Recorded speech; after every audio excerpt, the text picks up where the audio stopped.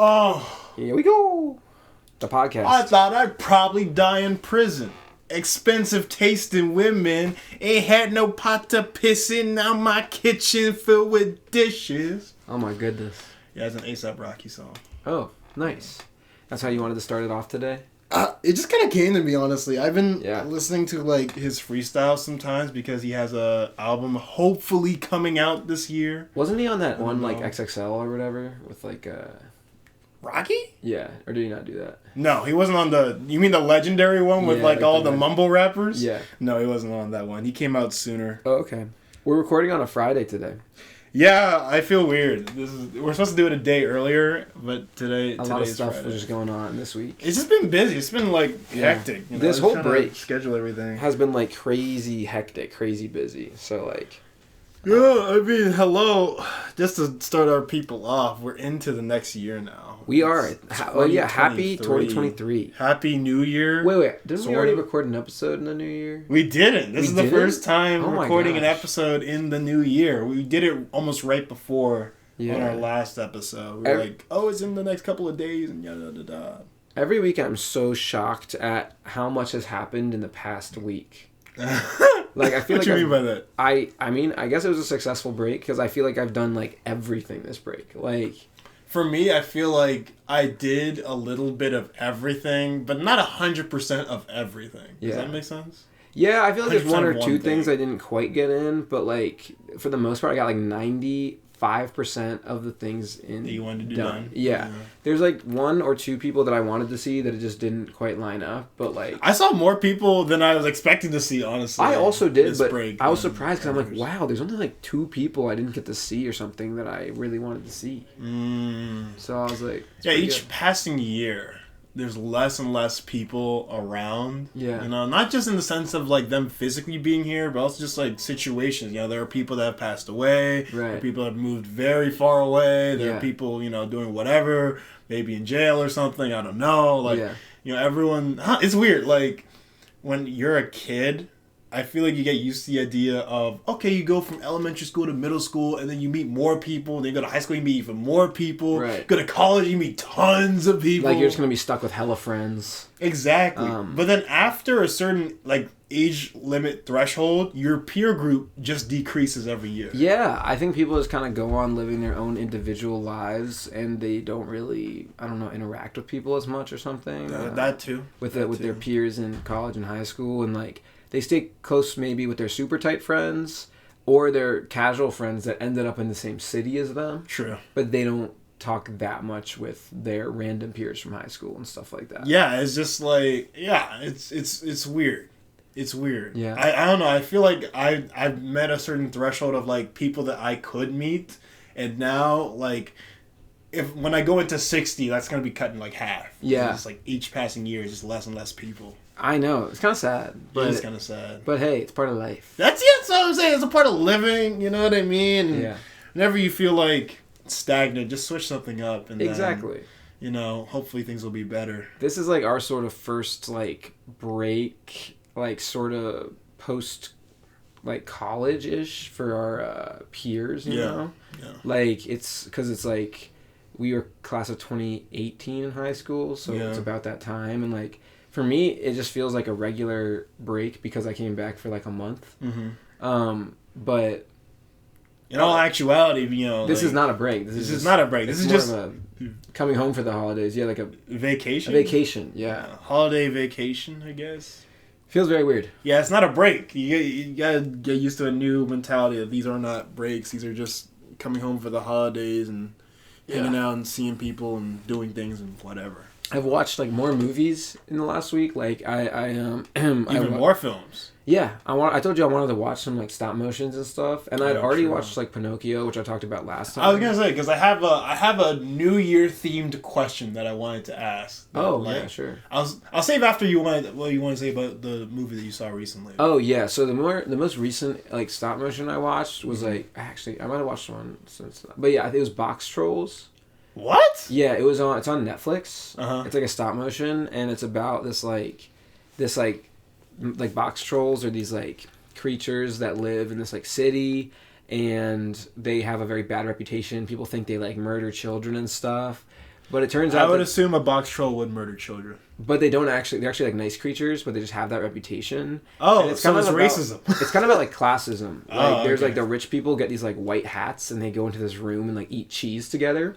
And then you have your Sounds like kind of nice actually. Yeah, then you have your normal people, like your average like class citizen who sort of like they just hear from like the white hats that the box trolls are evil and stuff. So they're scared of the box trolls because like the hierarchy, sort of the government kind of, you know, is telling them that the box trolls are evil. And then you have like the box trolls who are just treated like they're evil, but they're just trying to like chill. This sounds like the civil rights movement. I'm gonna give it a. It was pretty good. It was a pretty good movie. Like it's not at all what I expected it to be. Like, but I don't really know what I expected it to be.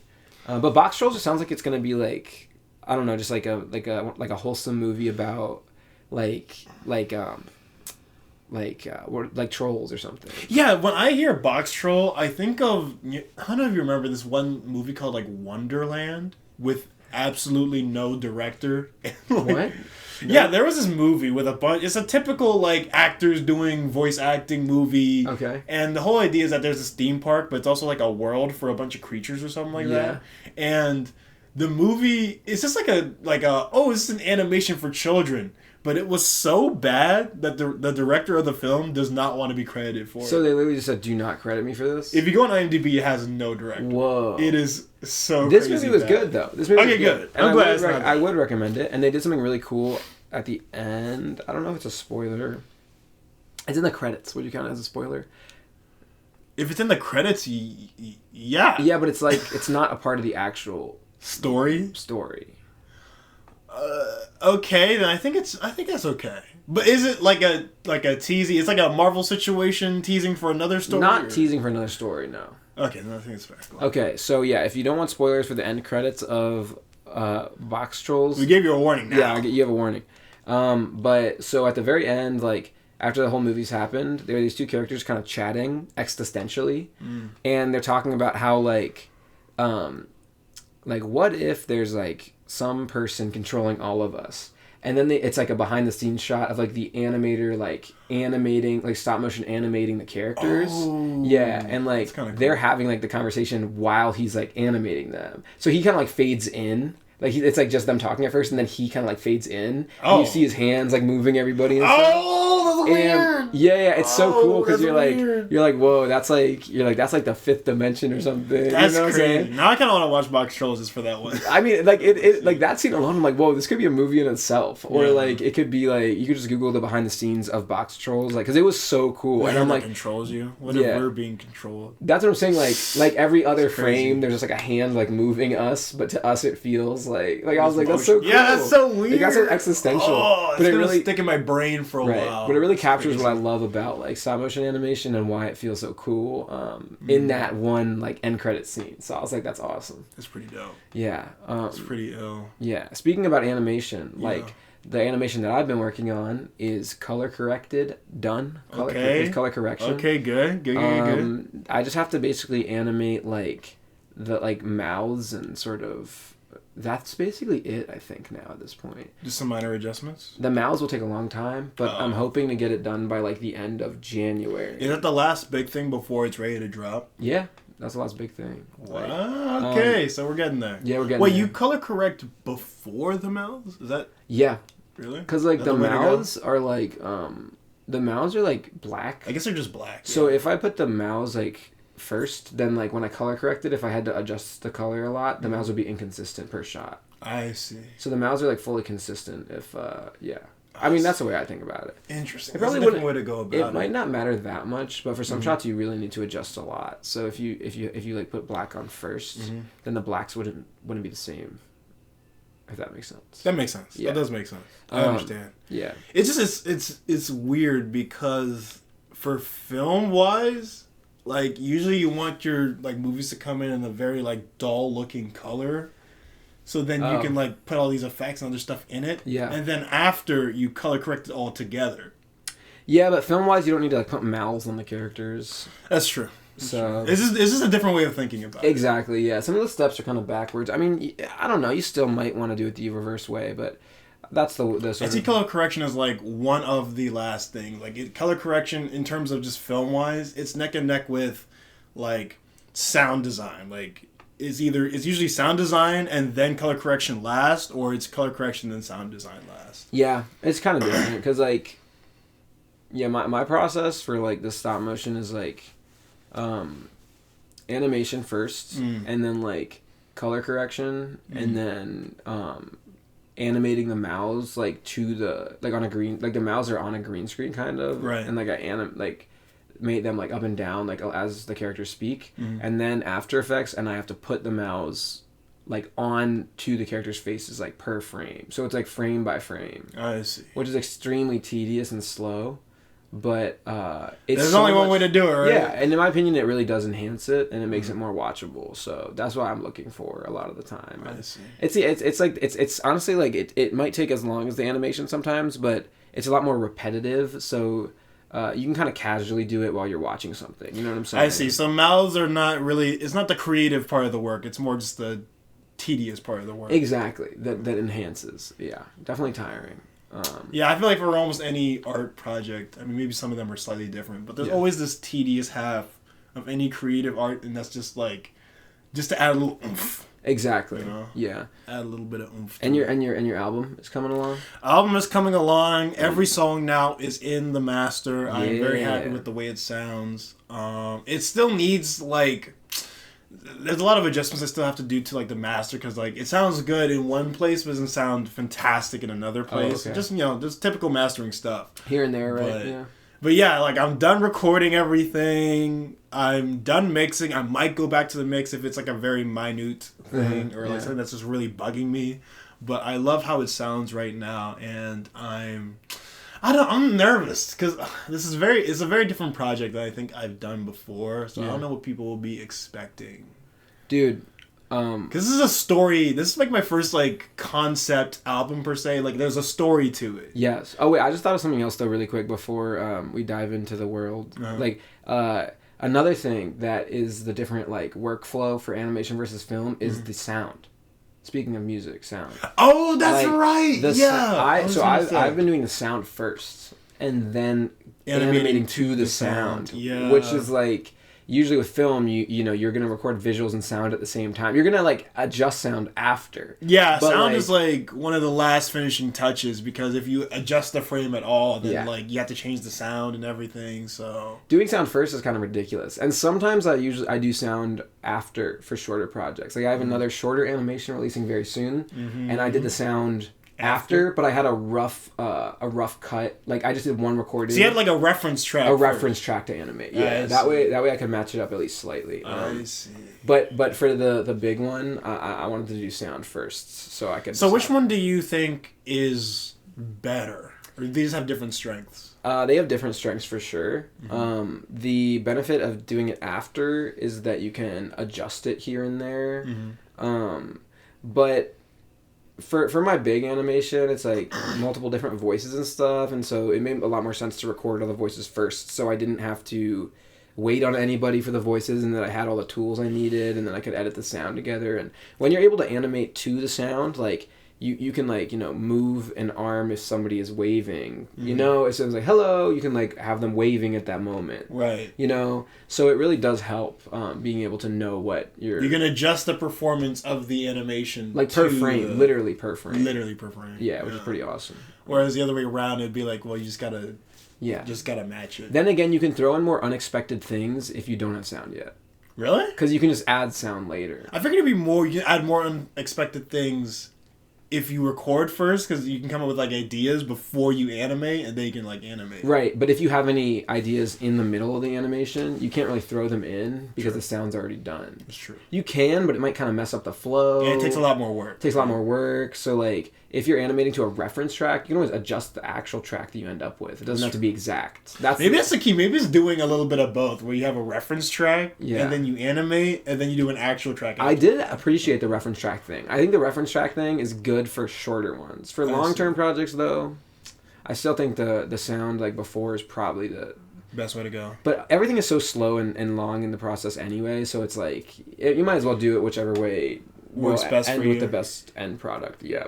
Works best for you, yeah. So it's really kind of comparing apples to oranges. It's like, whatever works, just do it. Exactly. But yeah, but you were talking about your music and that you haven't done like a story one before. Yeah, this album is very different. So I'm not afraid of how it's going to be received, but I am a little just like nervous because it's very different. Right. This album is a lot more moodier than anything I've ever done before. It's a lot more intimate. I get into a lot of things I don't think I was ever comfortable with getting into before. Right. But that's what the album is about. That's what the story is. Like, I'm getting more comfortable with talking about things that I wasn't able to talk about before when I was well into my ego. So, yeah, it's going to be weird, man. It's going to be really... I just listened to, I did one car test with my brother because he wanted to come and, like, see it. Nice. So he was listening to the album with me. And we were just, like, talking about it. And he was like, yeah, like, it's... I don't want to share anything that he said because it might be spoilers, but he said it's like it wasn't what he was expecting either. Wow, interesting. Yeah, it wasn't what he was expecting either. This is the what's the term for like the ego coming down or like the glasses coming off or something? Or... Humbling yourself? No. It's like something to do with like the truth being unveiled, like the all has been revealed. Something like that, but I can't remember the phrase I'm looking for. Yeah, but this is definitely... The mask is coming off. Something like that. Something like that, yeah. This album is... I think that's actually a really good... That's a good theme. That's kind of like the main theme of the album, that the mask is coming off. Yeah. So, it's weird, because I was working in this project, and usually I just make songs that I want to listen to. Yeah. This project is slightly different, where... Well, yeah, I make songs that I want to listen to. Yeah. But some of the songs are actually in there that either... Like, I made because it helps the story. Right. Or B, like, this song, although, like, you wouldn't play it often, it helps to understand where we are in the plot and where the character feels emotionally. It's a different type of album. I know these, like, what you're talking about. There's a bunch of albums where, like, when you listen through the full album, it's excellent to listen to, but you probably wouldn't listen to this, like, one of the tracks, for example, because it's a more of a transition between songs. That's what I'm saying. So I try to get my playlist songs, I try to get them like kind of out of the way. So there's a couple of them in the album, but yeah, the album is really like a 30-minute song. Yeah, I feel about this person, what he goes through. So this should be very exciting. I'm excited, especially since like your last album, Midpoint, ended with "Be a Man," which is like the vulnerable song. Yeah, so I kind of teased it already. It kind of like segues into this album, which will be titled. Have you released the title yet? I said it a couple of times, but I'm playing fast and loose with it. It's called Leaving Saturn. Yeah. It's called Leaving Saturn. So, whatever that may mean. Whatever that may mean. I'll do more. Like promo, we're talking about it as we actually get to a release date because I still haven't locked that yet. Yeah. But no, you're right. I feel like if you listen to the beginning's end, Midpoint, and then this project, you can definitely see like almost like a trilogy progression. Yeah, dude, I love seeing that too. Like with the new art that's released, I'm like, oh my gosh, I'm so much better than I was at the end of high school. I'm like, oh my gosh, I'm so much better. Like, so much better, which is great. I just listened to the song because the song that we're working on is one of the last songs that like I have to still like either do like last minute touches to or isn't quite matching with the other songs. Right. I listened to that one the most recently, and dude, your verse is so good, bro. Thank you, bro. It is so, and it's so wildly. Sometimes I forget that it's your verse because it sounds like nothing you've ever done before. If you had to switch up the vibe, I also had to switch up the vibe. It's true. You know what I'm saying? This is switch it up this time around. Do something different. Yeah. So I'm excited. I haven't dropped heat in a minute, so it was a good time. That's true. That's true. Refreshing for the writing bones or whatever. Yeah, that's what I was gonna say. Like music wise, I'm finding it more and more difficult to write. Yeah, it's like what else do I say? Yeah, like what else do I have to say? Like I feel like I said everything, especially since I only drop like works. Yeah. I don't drop only one song. I drop at least 3 songs. Right. So to be like. Yeah, like, all right, next music project, let's write this. I'm like, I don't know, you already said everything. That's a good time to mention that I do have a song in the works as well, actually. Oh! Okay, what you talking about? You know what I'm talking about? It's going to be released in February. Oh! Oh, is that confirmed? February release? I think it's confirmed. I think it's confirmed. Crap. It could use a touch up here and there, but it's basically ready to go. Yeah. And yeah. Should I drop the title? It's up to you, man. I don't want to, I don't want to give any pressure, but like that song's a lot. I know the song is a lot to deal with, but it's definitely a good song to drop. Sometimes it's therapeutic, like as you know, to this album that I'm working on has been completely therapeutic because it's more introverted than introspective. Yeah. Than outrospective. Is that a thing? Or no, introverted than. I don't know the opposite. This album has been introspective rather than outrospective. Yeah, I hope outrospective is the word, bro. Someone's gonna come back at me and be like, "What?" Yeah. I'll give the song title. Huh? It's gonna be called Seasons. Ooh. And it's dropping in February. Mid-February. Ooh, if it tells you what the vibe is. Yeah. So be on the lookout for that one. I'm excited for that. That song is pretty fire. And my newest animation, like the short one, it's actually based on a skit that I wrote earlier this break. So it's like I'm trying to do more like short-term projects so that I can release stuff more frequently. I was gonna say that like. Not to hate on music because I love music, but my thing for me is that my creativity comes in waves where like I'll have a big film wave and then I get so tired of film, so I start working on music and then I get tired of music. I'm starting to get really tired of music. Yeah, I can understand. And ready to switch into film. Because you work on that like constantly. All the time. All right, check this out. All the time. I want to give a shout out to my homie Serene because he gave me some good inspiring words I needed to hear the other day about being an artist. Oh, let's hear it, dude. I was just feeling like this is so difficult to be an artist because I was like, to be a full-time artist, you need to eventually be able to like monetize your art, right? Yeah. And that's tricky. What I realized is like, you really can't just like make what you want and get money like immediately. Like it's really like, very difficult. You know what I'm saying?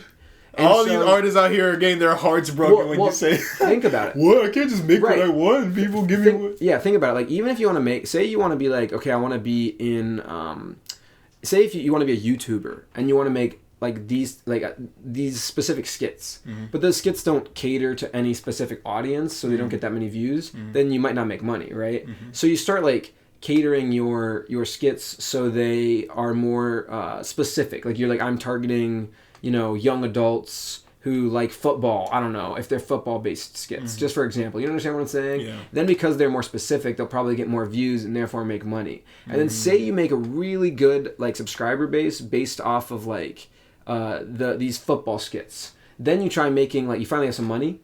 And you try making something else that you want, and nobody likes it because they're all like your fit. They all came here for that one particular thing and not the other. I needed some advice because I'm like, how do you... Like that's a difficult balance because you want to cater in order to grow. Yes. But then if you don't want to overly cater either, and exactly. It comes across as like either ingenuine or like they only know you for this one thing. So if you try anything that you want to do, they're like, no, go screw yourself. And so I'm like, I need some advice because like as fun as it is to do these, I feel like you and I are wrapping up our passion projects before we do have to dive into the realm of catering to a more specific audience. Jobs, man. Like right now, these are like our projects that we can very much make like as like they are ours. Like we're not making them for somebody else. Yeah. But like pretty soon we might have to, like if we want to be able to eventually make money with art, like we're gonna have to like. That's what I was just thinking. That like this album is to release me from myself. Yes. Therapy wise, and then after this, I'm looking into trying to turn my art into a job, like a product. A product. And exactly. The difficult thing is like once you eventually get so successful, you can make the passion projects again, like Tarantino. Like he's like, here's a script, it's my script, we're making it. Yeah. So you can do it again once you get at that, like once the studio trusts you.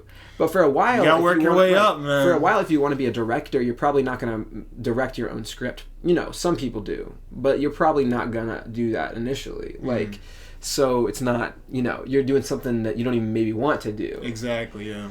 Like, once you become a more popular director, you can be more selective with the scripts you like and all that stuff. That's the thing. Once you reach a certain threshold, you become a brand yourself. Yeah. Christopher Nolan does not have to tell you what movie he's making. Exactly. His name itself just means oh, people are going to come and pay money for that. Same as actors. Like, a lot of actors want to, like, become big, but they can't get a job. So they go to soap operas. And then other actors will make fun of them for doing soap operas. But they're like, dude, I got to pay the bills somehow. Yeah. But then they get enough experience with soap operas that they eventually get off of soap operas. 2 actors I can think of off the top of my head that are examples are Morgan Freeman started with soap operas. And so did Justin Hartley from This Is Us.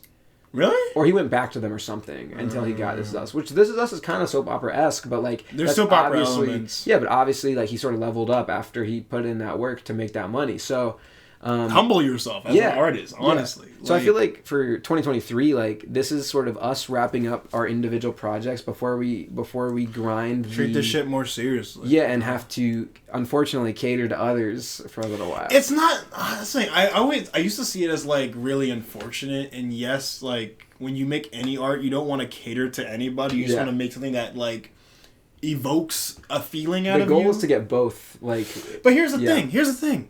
If you want to get paid for it, it is a job. Yes. And thus you have to treat it like a job. You got to do things you don't want to do. You go and you put the work in and you do things you don't want to do, but people will buy it and that will allow you to grow whatever it is that you genuinely want to grow. The good thing is that you get enough reps in with your own projects, hopefully, that people know you're capable of this or that, and then they hire you for jobs in this or that, aka acting or animation or songwriting / sound editing or something. Yeah. So if you can like show enough skill with your own projects, then maybe you can put that on, well, you can put that on the resume and the demo reel and the highlight reel and all that stuff, and then maybe get an editing job. Then you got to be selective with which editing job you want, because is the editing job for say it's like an editing job for a I don't even know, like a computer.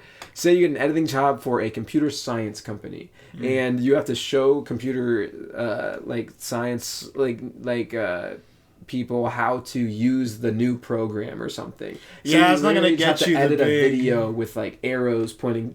Now you use this. Now you use that. Like that's not the type of editing that you might want if you're a film major. You want to do like big editing for like the next Tarantino film, right? Most directors stick to their editors, but it probably wouldn't even put you in the right direction for it. That's what and that's the scary thing about film, because film is one of the very few, and it might be the only art where it's multiple different arts put together. It's not actually a single art form. Right. So it's very easy to get caught up in film and then try everything, and then you do a job for work, but then it puts you in like a direction that's so far from where you actually want it to be. Right, exactly. There's so many people want to be directors or this or that, but then they're in a completely different field.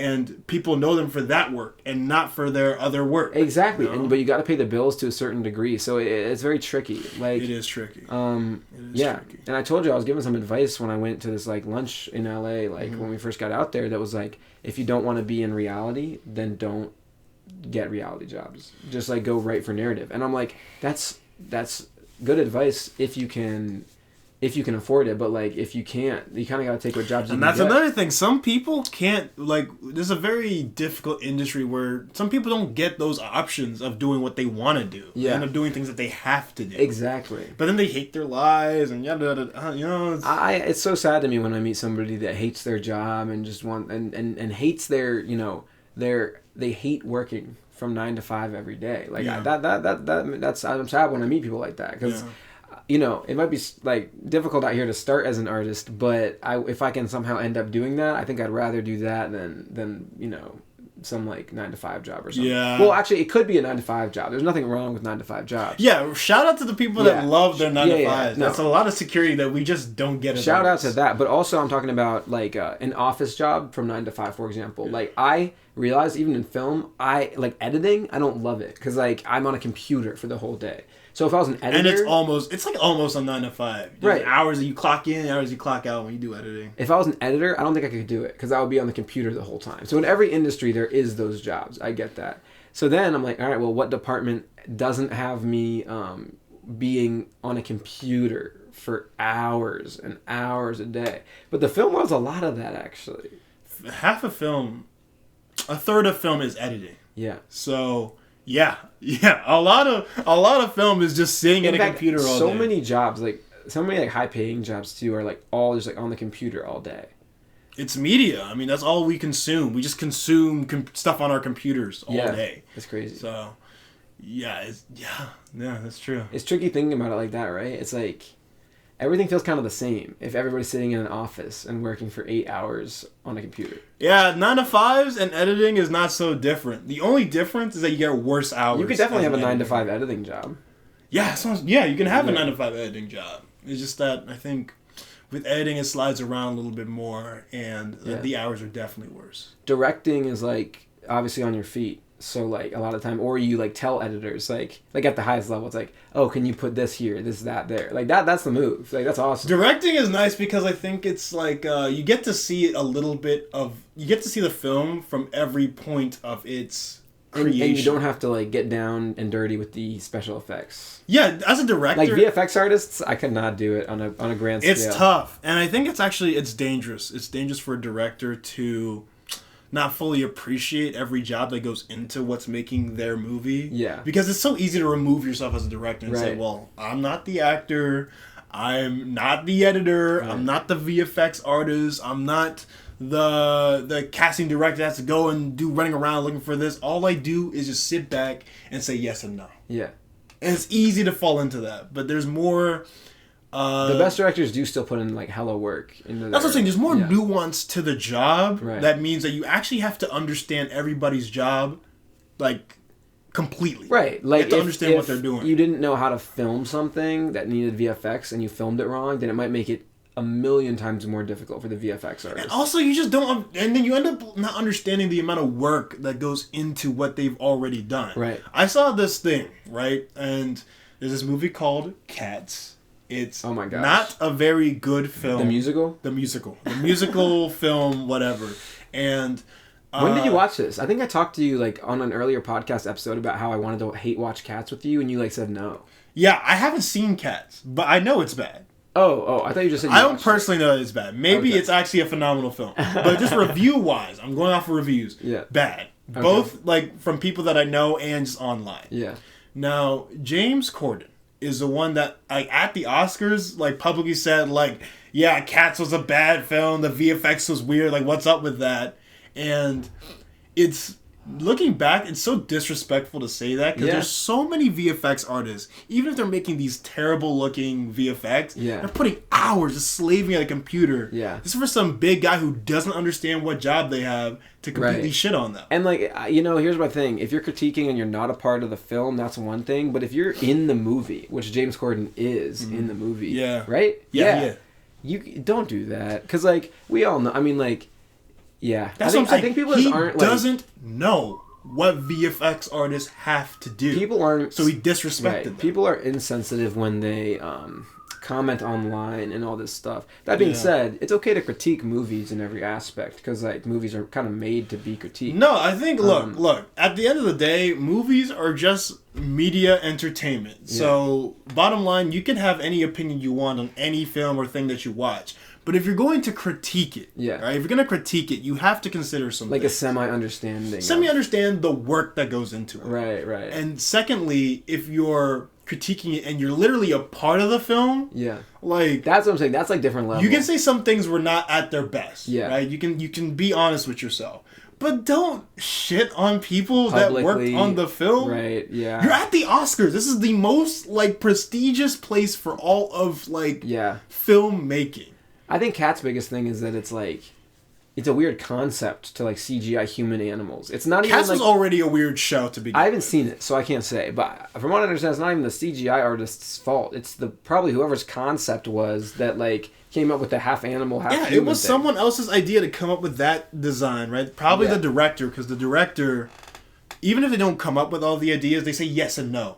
Yeah. Right? That's their biggest job. Right. So they wanted to do that for the style of the film. And it came out weird, but like, don't shit on the VFX artists that just had to do it. You know what I mean? I agree. Like, I agree. I don't know where I was going with that point, but... No, I think you clearly stated your 9 to 5, the 9 to 5 job, something like that.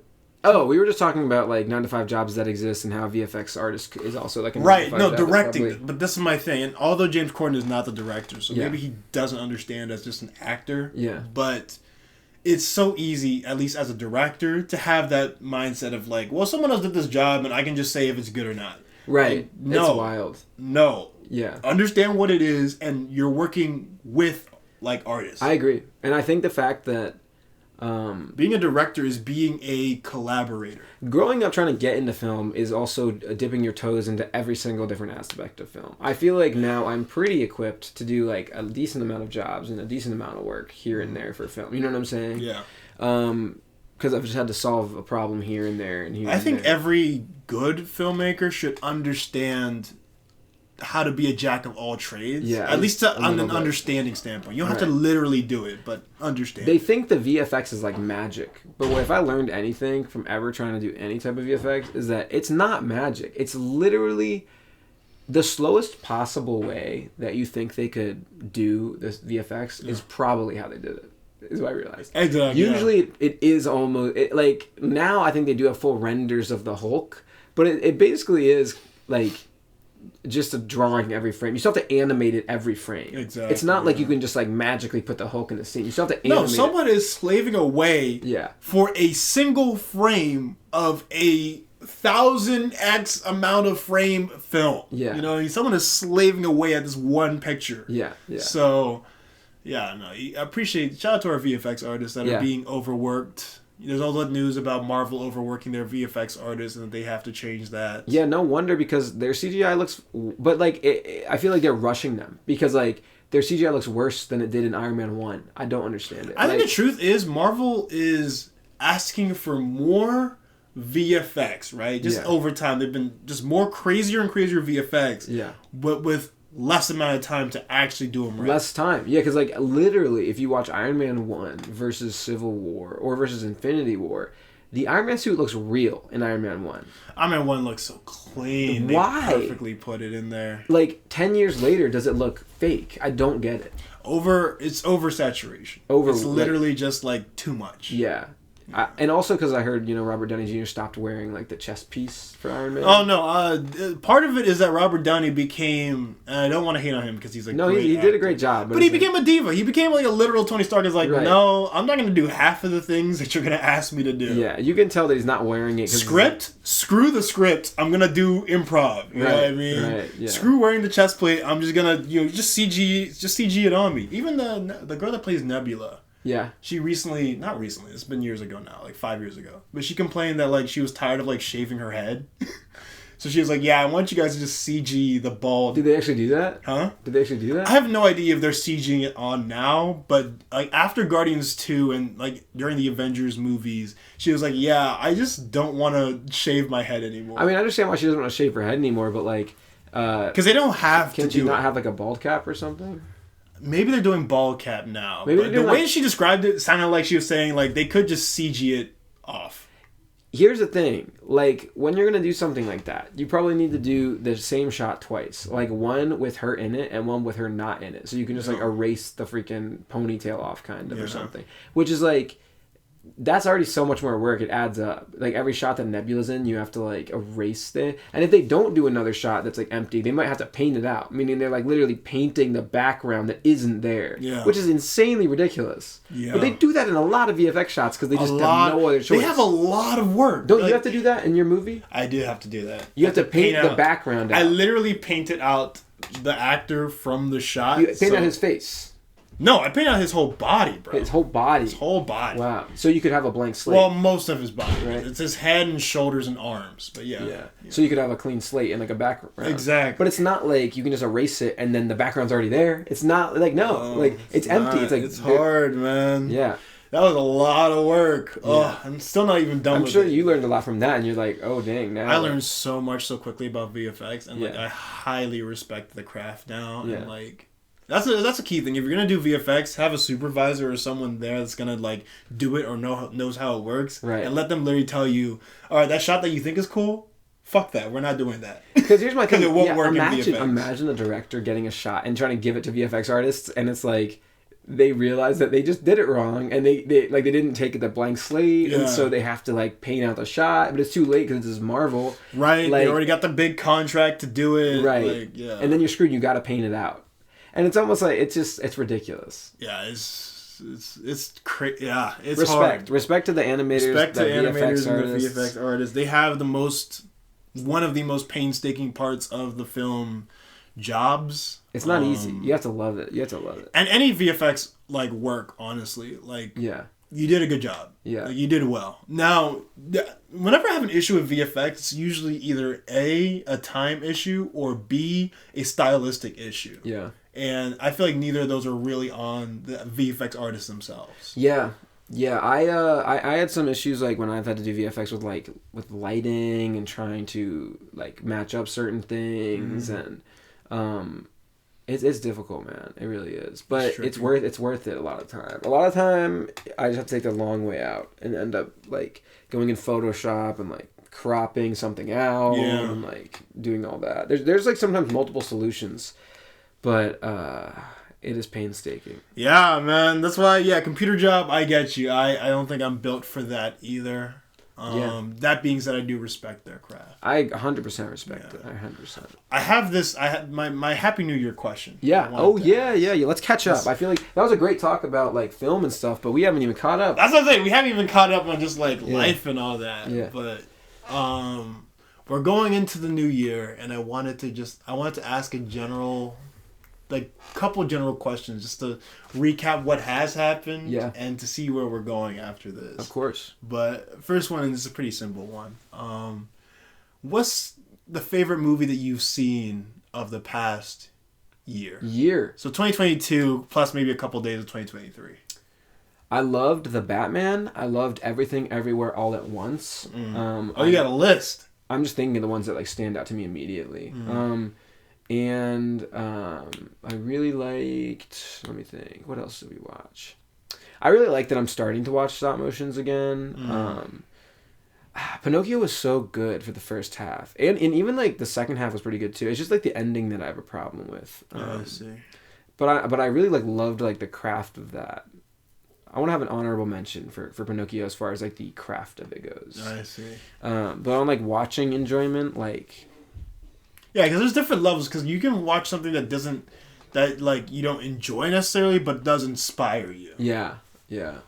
I think probably I also saw Puss in Boots 2, which is pretty good. Yeah, I heard. But I think because it's hard to think of movies that are in the beginning of the year because it's I know, I can't even remember what movies came out this year. January, February, March, April, May, June. Because we were still at school, we were still. Wow. Yeah, that's what I'm saying. It's a long year. Yeah, I don't even remember what came out in the first half. So, given these aren't confirmed ones, this is just was there any on the top of our heads. There was Doctor Strange this year. Doctor Strange came out. Doctor Strange, Thor came out this year. And Black Panther came out this year. I think I might have to give it to the Batman. I just think the Batman just got me on a vibe. I think got you on a vibe too. I was just gonna say look, all right, in terms of because there's many different ways to think of what movie really stuck out for you this year, but in all aspects, inspiration, pure enjoyment, style. I was invested in just how the movie was made because of how good it looks. Right. The Batman for me is the movie for that. So we agree then. For that year. Yeah. So we agree then. I also loved Everything Everywhere All at Once. I really liked that a lot. Everything Everywhere All. I was gonna say that movie is also close for me too because that was also really phenomenal. And again, we're just going by movies we've seen, not by movies that came out. Yeah, so don't add us. If, everything, we might not I think that came out a year beforehand, actually. But I'm always, I don't know when that came out. We're talking about movies we watched this year. Yeah. That just kind of just stuck out. And for me, Batman inspired me to understand that half of, the directing job is the style, right? Yeah. Designing both the look of the film and designing the sound of the film. Yeah. And I think the Batman is perfectly directed. Dude, it is perfectly directed. Here's my thing. I say this whenever I talk to somebody about it. I'm like, it's by no means a perfect movie. If I would have had it my way, it probably would be 30 minutes shorter. Because I feel like it ends 3 times. That's my biggest problem with it. Is that when he's I don't know, spoil. That's true. But it feels like it ends 3 times, and I think most people can understand why I think that. Yeah. It's a long movie, bro. But that doesn't matter to me that much because I don't really care if there's 3 endings. It's just this feels kind of weird. It just might affect rewatchability. No, because even when I've rewatched it, I just love spending time in that world. And it like that's really my biggest issue with it. Other than that, I think it's like the best Gotham, like live action Gotham that we've ever gotten. It's so cool. Like, and I think Colin Firth as Penguin is like so good. Like Colin Farrell? I thought it was, oh yeah, sorry, not Colin Firth. Colin Farrell. Colin Firth is like the British one. Colin's running around. Yeah, but Colin Farrell, he's so good as Penguin. Awesome Penguin. Like, and like just like the sort of mafia-esque vibe. Like, I've been watching Batman the Animated Series again. Like, and actually, I don't think I ever watched it all the way through. So this might be my first like watch. Like, I saw episodes when I was young. I don't think I've seen it all the way through either. Yeah, and I actually watched an episode today, and I watched the first appearance in the animated series of the Joker, voiced by Mark Hamill, and the first appearance ever of Harley Quinn. Because she's created for the animated series.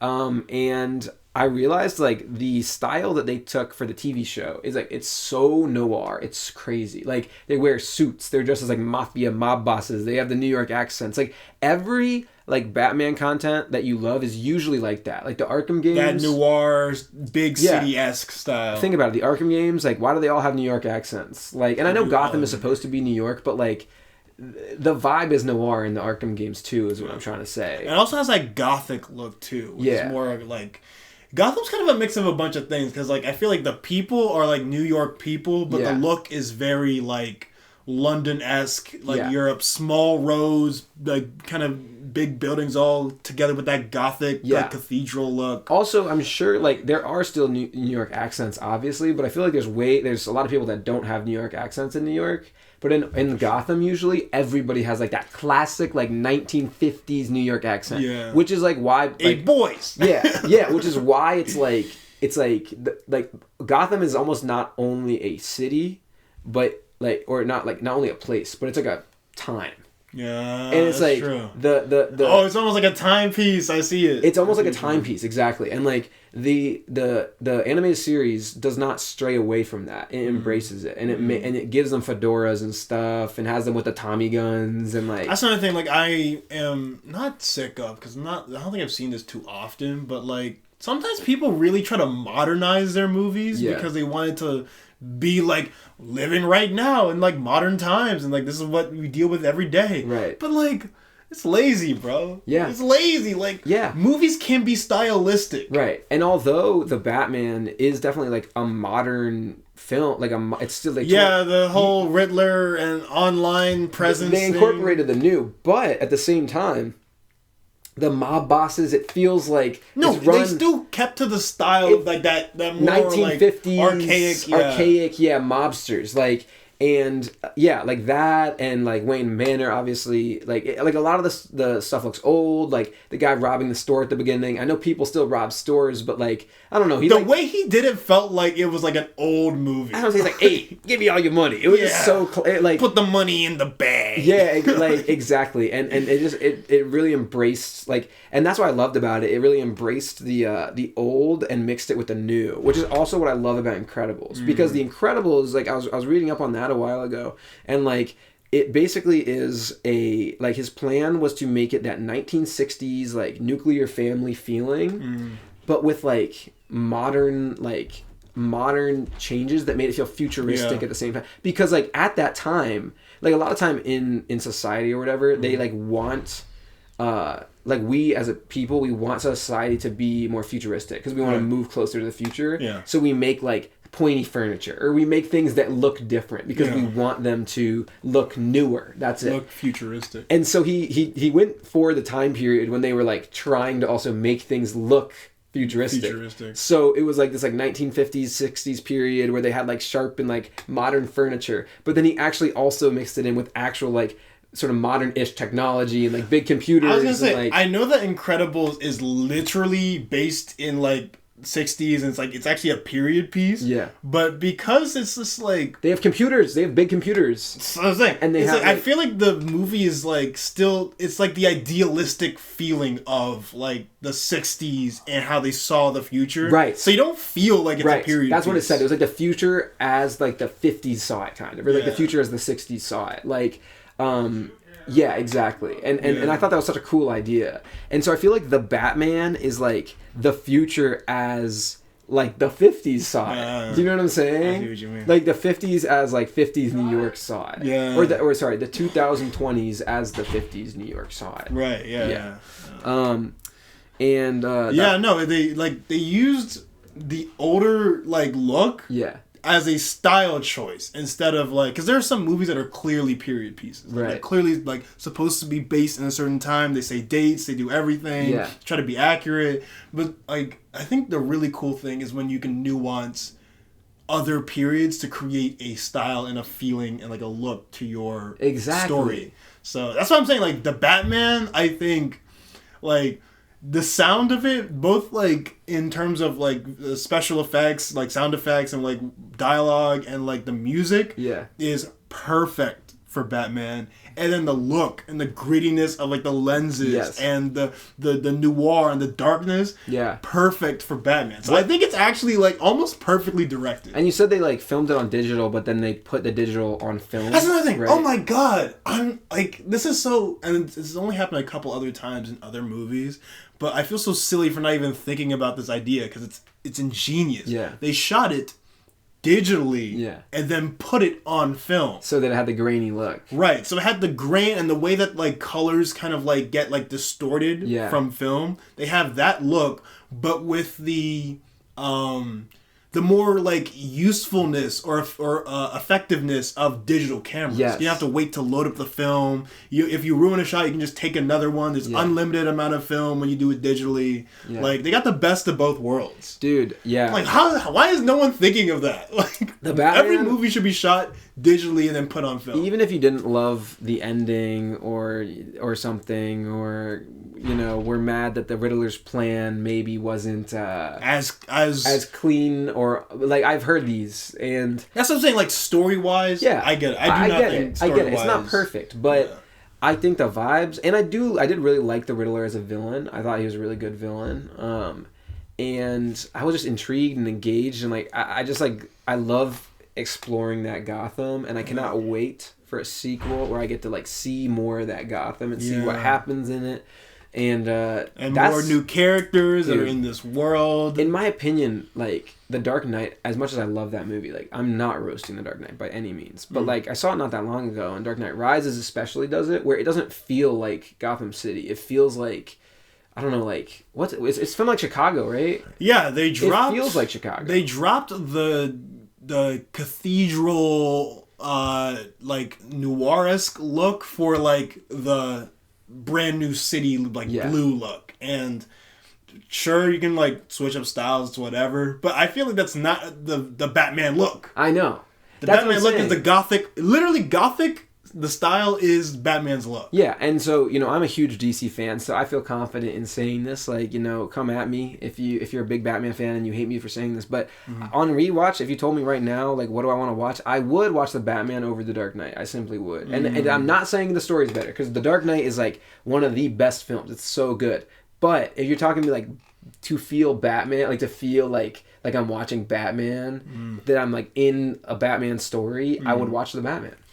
I'm torn on it because I feel like the Batman is one of the best. I think it might be like the best look in sound for how you should watch Batman if he was live action. Yeah. But I feel like Christopher Nolan's Batman like did its own thing to the best of its ability. Yeah. That watching that trilogy back is just like like he's Batman, but not like the Batman. Right. He's like his own Batman. I actually understand why the titles are switched to that. Yeah. No, but I agree. I mean, I think Christopher Nolan wanted to do a more realistic approach. Oh my god! Wait, I just realized what you said. Like this recent movie is called The Batman. Right. Yeah. Yeah. But like, Christopher Nolan wanted a more realistic approach, and it comes off that way. Yeah. Like it's in a real city. But I don't want to always feel like Batman's in a real city. I want to feel like he's Batman's a comic book character. Like, don't go overly realistic. I want the rooftops to be close stuck together. Like I feel like I want them to talk like they're not really from modern times, and they're from like the old gangsters. Yeah, and you know what I realized? Like the anime series, from what I understand, it was like created on like black construction paper, so that like so that like it looked like darker and more like gritty. And a lot of the times the skies are red. Yeah. And in The Batman, what color is the sky most of the time? It's red. It's literally orangey, like yellow, it's almost red. like pulling from not only Noir, because Noir had no color, but it's pulling from like the animated series. That's true. It wanted Batman on like a red background. That's very true. So it's like I think it just feels. Yeah, that's true. Yeah, that's true. Yeah. Isn't that interesting? Dang, that is cool. Yeah, that is really cool. That's what I'm saying, bro. Like, I think stylistically, Batman has the perfect style. Yeah. Like, anyway, we already gushed about the Batman on an earlier episode. Yeah, but this is different. This is like talking about the Batman in terms of like the year that like what movie like really kind of hit for us. Yeah. That year. Well, I like that we're in agreement. I like how we're we both. Yeah, we found the same. I think that says something. That the Batman definitely accomplished. Batman is special. I really hope that because also my Spotify Wrapped has so many like the Batman soundtrack songs. Oh yeah. If that soundtrack does not get like an Oscar. I'm gonna be upset. Yeah. I don't know what movie could have better. I know Hans Zimmer's out here. Yeah. I know John Williams is gonna do one of those movies eventually, but was it like Danny Elfman that did it? No, it was Michael Giacchino. Oh right. The guy that did not only Incredibles but also Spider-Man like a month beforehand. Yeah, Michael Giacchino. That guy's coming up. Like I feel like he did No Way Home. Huh? He did No Way Home. He did No Way Home. That was 2022. That's what I'm saying. And we didn't even choose that over the Batman. Wait, was it 2022? It was December 2021. Okay. I still wouldn't put it above the Batman. I agree. Yeah. Well, think about it. I was talking about this with Jacob and Josh the other day, and we were talking about how like, although I had a great time in theater, like the plot, it makes no sense. No, the plot is very loose, but I feel like I haven't felt so. You felt a lot inspired, of joy. Not just joy, because I feel like some movies are just like entertainment for like the week, and then you're done with it. Right. That movie not only gave me entertainment for the week, but I was like, damn, like is Spider-Man my favorite superhero? Like, I started re-questioning that. Interesting. Who is your favorite now? Huh? Who would you say today is your favorite superhero? It changes so often. Yeah. Just as a safety, I'm going to say Ghost Rider. Ghost Rider. Yeah, I guess because I love the character of Ghost Rider. Yeah. But, you know... Spider-Man, Ghost Rider, Blade, or honorable mentions for you? That's what I'm saying. Like, there's no order yet. I haven't really figured out an order. Ghost Rider's in there, Spider-Man's in there, Blade's in there, Batman's in there. Dude, that's the thing for me. The question's in there. In the past, I don't even... Although I loved Batman, I don't think I would have considered him maybe one of my favorite characters. I think it just, like... It's such a basic answer that I almost didn't want to admit it to myself. And I do always say, like, the Flash and Shazam are my favorites. Something about the red suits and the lightning. But after the Batman and, like, rewatching some of the Batman the Anime series, I'm like... I think Batman is, like... There's a reason why he's the GOAT. He's at least top 5. Like, I love Batman. Like, he's so badass. There's something about Batman. There is something about Batman. Yeah. I feel like out of all the superheroes, Batman is always a character that works. Yeah. He rarely ever fails. And that's a strong character. What do you mean? Like the fact that he's so popular so frequently means he's a strong character. Like he's easy. I was gonna say because I was like, wait, he's literally one of the. He is physically strong. I mean, he's strong as like a human, but my point is like he works and. Batman as a character, I think, he works. Like it works. Who doesn't love Alfred? Who doesn't love Robin? Who doesn't love Joker? He is like the best villain of like all the villains. Yeah, out of all like the comic characters that's ever existed and failed or had downtimes or upswings or whatever, Batman is like I don't think Batman has ever failed. I don't think so. I think if you're talking about like popularity as superheroes, like if you're talking about actually let's talk about this for a second. The general consensus for society or whatever of the the top 5 superheroes. That changed a lot in the last 20 years. It did. And like I would probably say Iron Man might be like second. Iron Man might be more popular than Spider-Man. That's what I'm saying. That changed a lot in the last 20 years. I was going to say like cuz I think like Batman he wouldn't have been top 2 had the Batman not come out this year. But now that it came out, he might be at the top again. What do you think? If we're talking about right now, yeah, like if we had to vote, if we had to get like all of like society to vote, what do you think would happen? Like the whole country or something, or the world, Well, yeah, the world, because all these movies and stuff they're like worldwide, so we can do the world. Yeah. I still think Batman and Spider-Man are pretty neck and neck. You think Spider-Man is? You don't think? Yeah. I need to delete some stuff off the PlayStation in the living room. Oh, okay. Do you care about that stuff? No, you can delete whatever you want. You have your own, or you don't care, or you. I have my own. That's just the stuff that. What? That's what? Is there anything you want me to leave on there? No, it's okay. Okay. I think that's mostly stuff Jay. Yeah. Sorry for that. PlayStation break. Yeah, PlayStation break. I wonder what my dad is downloading on the PS4. Probably the new hottest game. He's probably playing Fortnite. My dad's deleting everything so that he can download Fortnite. Kevin, I need space for Fortnite. Anyway, what was I talking about? Oh yeah, so like society. So you think Iron Man isn't more popular than Spider-Man? No. You still think it's? I think Iron Man used to not even be on the map before Robert Downey, and now he might be third. Yeah, I think Iron Man might be third. I think Iron Man's above Superman. All right, well, if we... Cap doesn't beat Iron Man. Cap does not beat... Spider-Man is like a legendary classic. Like, out of all the Marvel characters that were considered the GOATs, Spider-Man has always been considered GOAT. I think in hearts and minds, it's Batman and Spider-Man. Yeah. I think so. I think it depends on the person. I think... It could go Spider-Man, Batman. If you're a kid, I don't know why you'd like Batman more than Spider-Man.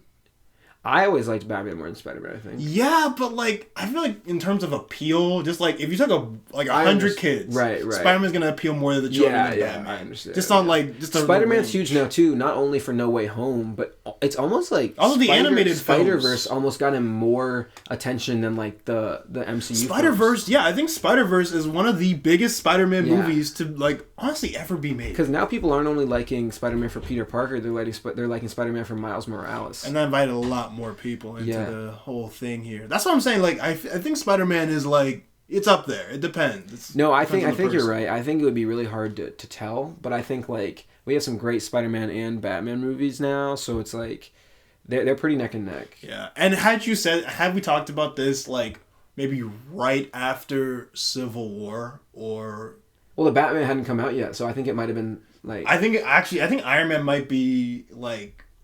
Iron Man would be above Spider-Man if it if we said this question right after Civil War, it would have been Iron Man. And it wouldn't have been Batman number 2, I don't think either. I think it might have been like Iron Man Cap because like it was like Ben Affleck was Batman and stuff. So like I think the Batman reignited like Batman as like the character. Yeah.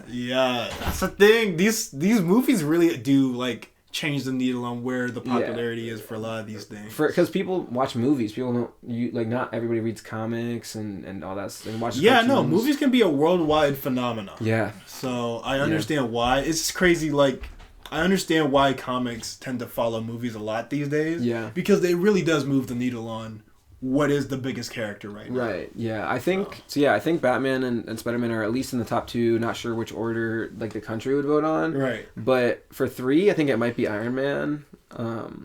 3, I think, still is Iron Man. Just because no one's really been able to dethrone what Robert Downey has been able to do with that character. Yeah, and then who would be... Cap might be next after that.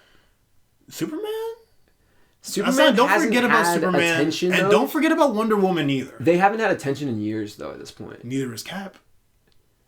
Yeah, but wasn't Endgame more recent than Wonder Woman 2? Also, Wonder Woman 2 was the Snyder version of just. I guess that wasn't. Yeah, but that wasn't super popular. It wasn't. Yeah. Right, it wasn't in theaters. Like Wonder Woman hasn't had. I mean, Wonder Woman 2 was like really bad. So like it hasn't like Wonder Woman hasn't had her huge like break since her first movie, kinda. That's a good point. And then like Superman hasn't had a solo movie in forever. Yeah, that's a good point. They're actually making a Superman movie without Henry Cavill. Yeah, I saw that. So maybe Superman will be on the come up, but people know Superman still, but like I think little kids are probably gonna start not knowing Superman soon because like that's crazy. You know what I'm saying? Because Superman is like one of the biggest symbols like ever. I don't know, like I'm afraid of what they're gonna do with this new Superman movie. Yeah. Hopefully they just do what they did with the Batman and just found like that's what I'm hoping. Just do the style of Superman. I don't want a cinematic universe anymore. Okay. You quit on that? I don't want it, bro. Because like they tried it and it didn't work. Now here's what I want. I trust what they're trying to do. Right now at DC, if you haven't heard, they're basically firing every like DC universe actor that's not Robert Pattinson. So like Robert Pattinson Batman, that's like in its own world. Joker, that's in its own world. But for everything that was like connected, like Justice League and all that stuff, they fired Henry Cavill basically. I mean, you know, they didn't fire him because he was never really hired. Like they told him that he was maybe going to come back. Well, they jerked him around. And they told him he was going to come back, and then they told him he wasn't actually going to come back. I feel like it was different. I feel like The Rock told him that he could come back. Exactly. And then James Gunn said, "You're not coming." Exactly. And so now they're making a Superman movie without Henry Cavill.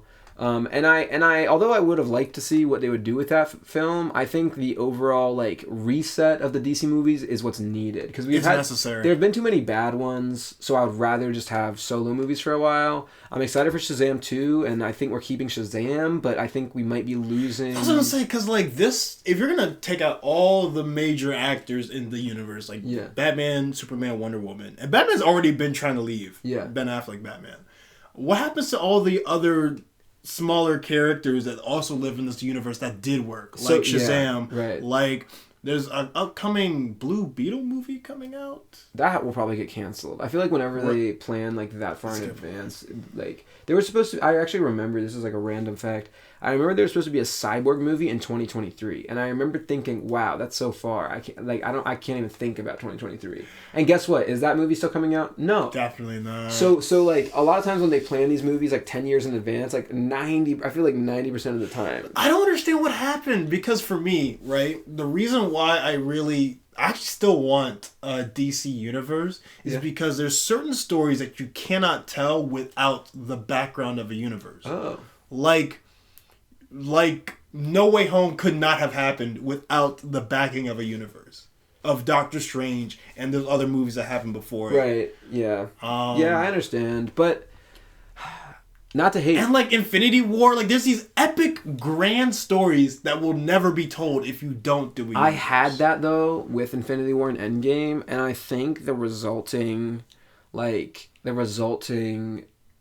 downfall of the MCU, which I feel like is starting to happen because a lot of people were not satisfied with the movies this year, is inevitable with too many writers and too many plot lines and not enough consistency, right? It's true. So here's what I'd do. Make the Superman movie as you want to make it, okay? Make like a new Flash movie too, even though the first one's not released yet, but we know Ezra Miller's not coming back, as you want to make it. Most of those people are not coming back. Like make these separate movies as you want to make them and make them how you want to make them. Then don't do any of that after credit scene things. Just don't try to be Marvel. That's okay true. But if you create enough of those movies that people love, why can't they be in the same universe? I'm okay with Gotham being Gotham and then Metropolis being Metropolis. I don't need them to feel like they're the same dark world. That's true. Gotham can be noir and Metropolis can be this safe haven. Like that's part of the thing about DC. They tried like putting it in one city or vibe. Yeah, don't do that. Marvel didn't even do that in their first phase. Right. They're all actually pretty like different. Separate universes, but you still can believe like it's the same universe. Yeah. Like there are different vibes in different cities and different places and different characters. So make them all separate, and then if they're popular enough, then make your Justice League movie. That's how I want it. Yeah. So like just focus on the solo films first. I agree. I agree. I think this is a good time to just focus on making good characters. Yes. Just focus on making good characters, and then if you have enough comfort with what you've built, and people are craving to bring these characters together, go ahead and do it. Do a Justice League movie. And hey, if Shazam is working still, then simply have Shazam come in from the multiverse, okay? Everybody is familiar with the multiverse concept at this point. So why can't Shazam just be from a different... Marvel. I just realized DC has announced, like, there's at least 20 movies DC has announced that will never ever see. That maybe even got shot that will also just never ever see regardless. Like Marvel actually does generally follow through on that. I was going to say, like, I'm going to give, like, a pound in the bag tomorrow because when they say they're going to do something... Like 9 times out of 10, they are gonna do it. They are now good or not. That depends on the viewer, but they'll do it. I believe the slates that they drop with DC. I don't even like look at them anymore because I'm like these movies aren't gonna come out. It's not like I'll have another Batman movie in like 2 years, but I will not see like Blue Beetle. That's what I'm saying. They're just hype. I think the one time Marvel did not drop a movie, it was the Inhumans, which got turned into a TV show, right? And it is released somewhere, right? There's still content for the Inhumans that you can consume, but after a Nightwing movie, did they say that? They said there was gonna be a Nightwing. That's ridiculous, movie. Man. And like Cyborg, there's no Cyborg movie. You're not getting a Cyborg. Okay, but to be fair, why would there be a Cyborg movie? I liked him in the Snyder Cut. I thought he had more scenes, and it was really. It's not that I'm against the character. Yeah. Tell me when Cyborg has ever held a story by himself. This is I just have beef with the character. Period. I read his comic for a while. I read he had an individual comic. Yeah, by himself. I read it. I read like 14 issues of it or something. It's impossible. With what villains? It was. That's the thing. His biggest villain is like the Grid, who's like a Justice League villain. Like it's just like. What happened to the Grid again? Do you remember? It was like in the Justice League story. Yeah, so it's like his cybernetics kind of like became sentient. Like his own. Yeah, like I don't remember how it got off of him, but like somehow his like metal parts in his body. Yeah. We're talking about like Cyborg from like Teen Titans and stuff. Like the metal parts in his body like left his body. Yep. And he almost died, but then he got like his replaced different somehow. Ones, and now he fights his old cybernetics. Yeah, and then his old cybernetic self is his main villain basically. Yeah. And I don't even know if the Grid appeared in the issues that I read. But it was more about Cyborg trying to adapt to society and stuff, which was interesting. But then they like allowed him to get this like technology that allowed him to like, and I know his arms and stuff can usually turn into cannons and stuff. Yeah. But it was like so that he could like disguise himself. Like he could just turn his arm into like skin again. Oh, and I'm like, doesn't that kind of defeat the purpose of Cyborg? Like his whole arc is that he can't live a normal life, right. And here you are giving him a normal life. That's what I'm saying. Yeah. Like if he can just turn into robot, although his skin might not be real skin, if he can make it look like he's a normal human, then he can hide his identity and he's not Cyborg anymore. That's like letting the Thing from Fantastic Four turn back to a human. Right. It's kind of defeating the whole purpose. Yeah, exactly. So I thought that was stupid that they did that. That's really dumb. But anyway. Gosh, we've been talking for a while, so we should probably wrap up this episode. Dang, I'm not even done yet. I know. Bro. I feel like it's weird because like this episode we talked about like the filmmaking process and then superheroes. We always go back to superheroes. It was just like two. I know, but it was like the filmmaking process and then like superheroes. Like that's our whole personality. Yeah. Okay, but before we wrap up, let's at least share like what direction and what goals do we have for this coming year. Yes. What should we be looking forward to? New Year's resolutions. New Year's resolutions. My New Year's resolution is that I want to take more risks this year, be more confident this year, and I think I've already been doing that in the first few days. So I'm proud of myself so far, and I'm excited to keep going, keep being gutsy, keep taking those risks, and I want to apply myself like towards like. Art and work like more frequently because I feel like a lot of times like I have a good day for it and then I need like a day of rest or something but I want to like delve more into like trying to sort of become more of a full-time artist basically. Commit to it as a routine. As routine like everyday type of thing. How about you? I don't. It's hard for me because what I'm gonna say is my New Year's resolution is not. It's not gonna make sense off the bat, but like you just gotta follow through with me. Yeah. I want to be a lot. The very best that like no one ever was. Yeah. Yes, I want to be catching Pokemon this year. Yeah. No, but I want to be more selfish this year. I totally understand that. I agree. But selfish in terms of like self-loving. I feel like I've done a lot of growing as a person now, and I understand myself. This past year, 2022 for me was all about knowing who I am as a person. Yeah. I feel like now I know who I am as a person. Yeah. And the next step for me is to be more selfish with myself and loving myself and just treating myself better. Yeah. So I wanna exercise more, but it's more like a classic resolution. Right. I want to eat better. I want to really dive into film. I'm like I have like half of a fear of like getting too caught up in filmmaking because I'm afraid of abandoning like I feel like my old life and like my younger child self. Right. That's what I agree. It feels like there's still like for some reason like connections that we need to keep to home and stuff. But I feel like I do feel like once we're done with like these projects that we are both working on long term, then it's like that's like there's nothing in your way. There's nothing stopping. And, like, I feel like we are like becoming who you need to be. We're wrapping up in a bow and like finishing it. Like we're finishing like our sort of home Maryland careers, and then we're like starting in the LA career. Exactly. I'm excited to take it on, and like I said, more risks. I'm trying to be more gutsy, more confident in decisions. I respect the guts. And